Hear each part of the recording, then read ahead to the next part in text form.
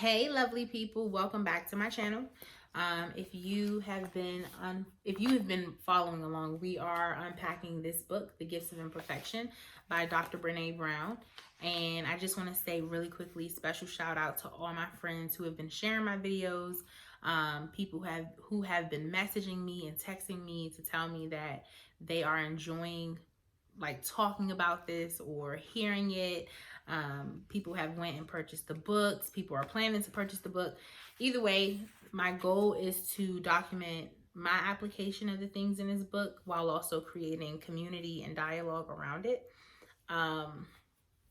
And as we segue into the book further, I would like the first few minutes to be about reflecting. And then we'll go into the actual topic. So we've talked about digging deep, hustling for your worth, and courage. Digging deep has been on my forefront a lot because when I'm wasting time, I've noticed that I will like interrupt myself and say, okay, what are you doing? Are you being productive? Are you trying to plow through this? And if not, if you are trying to plow through it, why don't you just stop and do something you really enjoy? So at least instead of wasting time, because I'm famous for this at my school, I'll stay late and not have gotten a lot of things done. And sometimes I'll stay late and I'll be super productive. But recently I've been very intentional about identifying when I am working past my physical limits, or when I'm just not fully showing up because other things are happening and I need a break, or I need to take I need to go get some air, or I need to sleep a little longer or lounge a little longer, right? As far as hustling for worthiness, this has been my favorite one, and I think even based on the views, this is other people's favorites, because I think you really have to look at yourself. And if I get emotional, it's because I'm probably hungry. But when I think about the hustling for your worthiness, it's because you really look at yourself and you're like, man, there are so many moments in my life and in my day-to-day where I am proving myself or having to put myself in a place of discomfort just to be accepted. And it's not even like hear me out. I am grown and very confident in who I am. I am not compromising myself in any way for anyone or anything. But I think it's overwhelming to realize how much and how often we are almost propositioned, I think that's the right word, or offered the opportunity to buckle. I hope that makes sense. Like so many, I can count on my hands, plus the amount of times in the past week that I've been put in a position where I can like compromise to make do and make things happen, or just staying firm in the fact that it's like, no, I am worthy. So that's been really hard, because with understanding that you're not going to hustle for your worth, you begin to learn that you can't lie, you can't omit, you can't twist the truth, you can't bend it, because that's still a form of like, you know? So it's been a lot. Y'all gonna get a lot of these deep breaths because this stuff is getting heavy, right? And I think this book is also extra heavy because I'm having moments where I'm also praying about things and I'm like, okay, God, like, help me undo some of these habits or these, mindsets, because I know what your word says.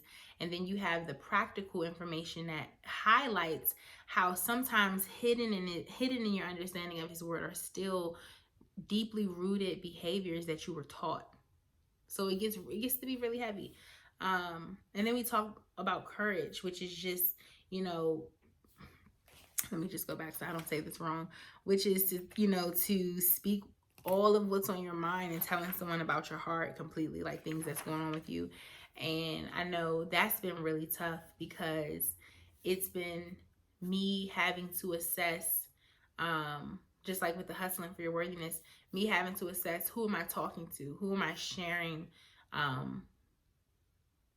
Who am I sharing my struggles and my wins with? And am I making room for myself to be vulnerable and disappointed? Because there's still so many moments and so many opportunities to just be like, you know what?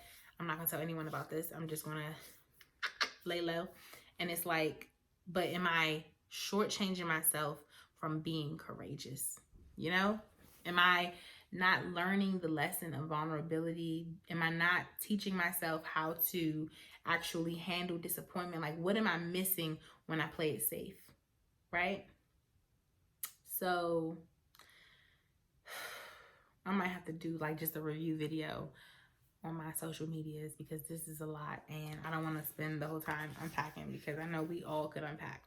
So today we're talking about compassion, and this one hit me in my stomach, and it could very well be why my mood is kind of like, whew, like I'm just kind of like, Lord, this is good stuff, right? So she opens this section with a quote that I'm like, She says, when we practice generating compassion, we can expect to experience the fear of our pain. She continues on by saying, compassion practice is daring. It involves learning to relax and allow ourselves to move gently towards what scares us. It involves learning to relax and allow ourselves to move gently towards what scares us. The word compassion is derived from the Latin word pati and cum, meaning to suffer with. Okay? She goes on to say, I don't believe that compassion is our default response. So when things are going on, naturally as people, our default response is not to be compassionate. We don't think to suffer with people when we are going through things or stuff is happening. She said, instead, I think our first response is pain. Ours or someone else's is to self-protect. So our first response to things is by way of our pain. And so we self-protect. She then goes on to say, we have a tendency to self-protect by teaching that we must be honest and forgiving. She then goes on to say, sometimes we shield ourselves by turning to judgment or by immediately going into fix-it mode. So if you're following along, she's saying that compassion, the root word, the original meaning is to suffer with. However, when we demonstrate compassion nowadays, we do so rooted in our pain or someone else's pain. And so that looks like shielding ourselves. Or instead of shielding ourselves, we become judgmental and we go into fix-it mode. Okay? Now, what I like about this is that when I think about compassion, I think about, let's put a little scenario in a twist. She did not have a scenario. Well, she did, but it's about the next section that we're going to talk about. She did not have a scenario for this one. I think about myself and a friend, and let's say maybe me experiencing a learning curve. Maybe I keep making the same mistake about something, and I share this with a friend, and in that moment, I need for my friend to suffer with me, not meaning she has to be in the woes of what I'm experiencing, but like almost I need you to show up in a way where I don't feel like you're fixing me, you're judging me, or I'm protecting myself from you. I hope that makes sense. That might be a little confusing. If it is, just keep following along. She says, compassion is not a relationship between the healer and the wounded. She says it's a relationship between equals.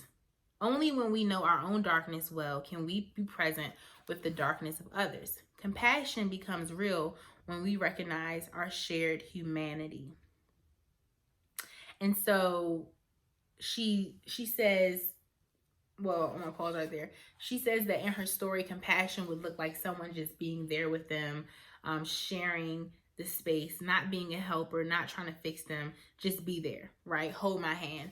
And so similar to what I was almost drawing at is that compassion is the person who maybe it's not even about separating the two people. It's about both parties understanding that we are sharing humanity.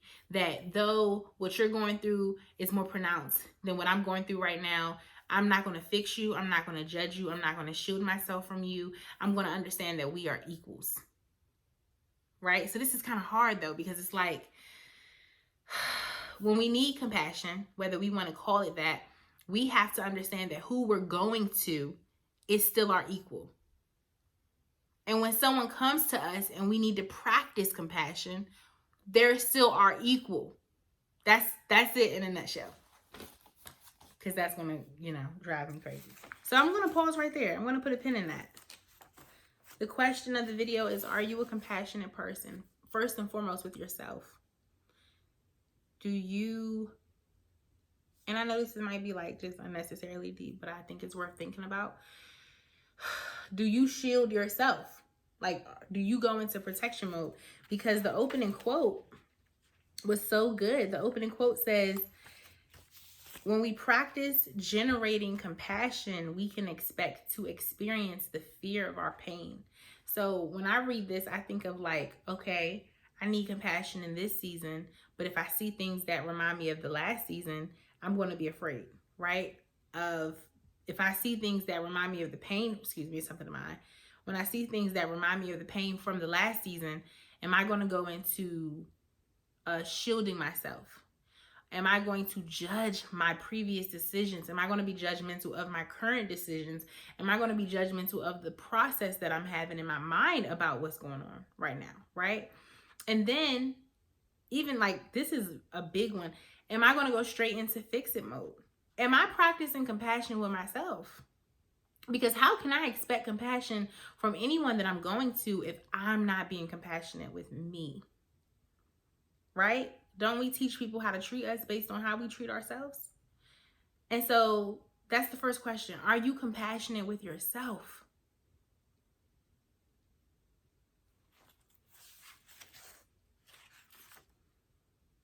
The second question is, when you do go to someone and you have the hope that they are going to be compassionate, or since we are only in control of ourselves, when someone comes to you, are you extending compassion to them?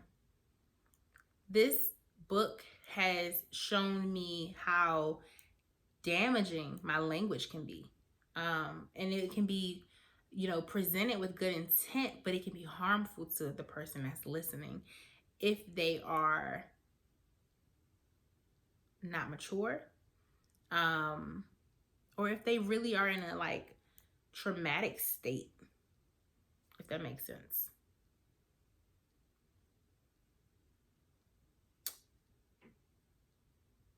And so I'm thinking about when people have come to me and they've needed compassion and maybe they didn't know how to say that. And I'm curious if I did any of the three. And I'm pretty sure fix-it mode was my first one, because I just assume something needs fixing, versus this being a shared experience. I'm here for you. I'm present. I'll sit with you. I'll show up for you. Now, don't get me wrong. I've done that with people. And sometimes people don't want you to do that. Sometimes people do come to you because you are the fixer. You are the fixer-upper, right? But also, are we teaching people that that's what we do? You know what I mean? Are we teaching people that when they come to us, they're going to get protection from the pain they're experiencing, that we're going to fix them, or we're going to judge them? What are we teaching people?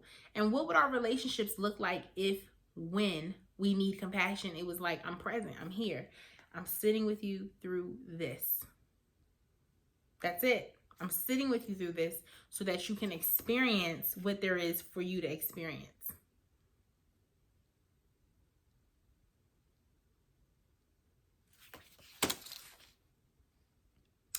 So yeah, y'all, I think that's a lot.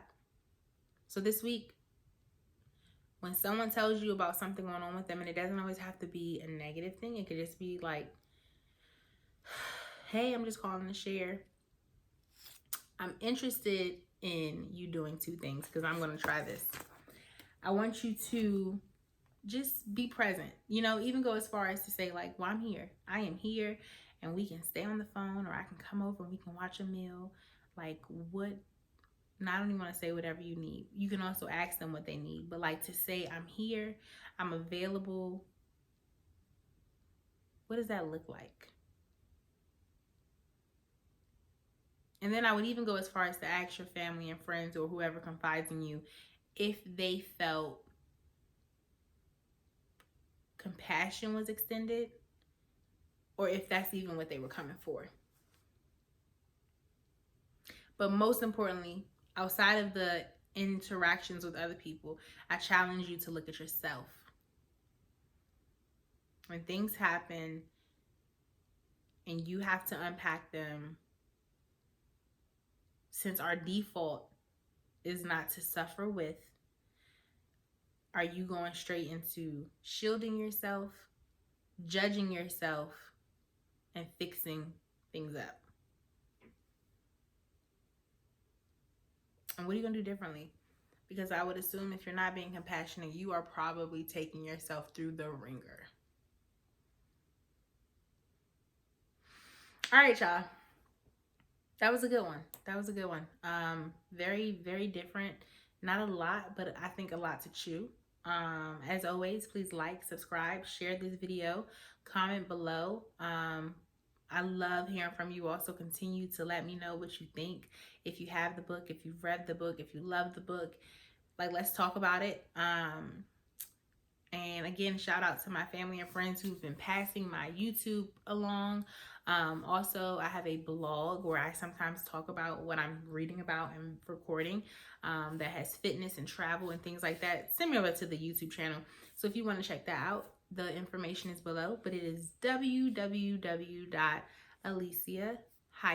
or dash, some people say either or, Elizabeth.com. Check me out over there. You can also comment on those posts, and I will see you all in the next video. All right, have a good night.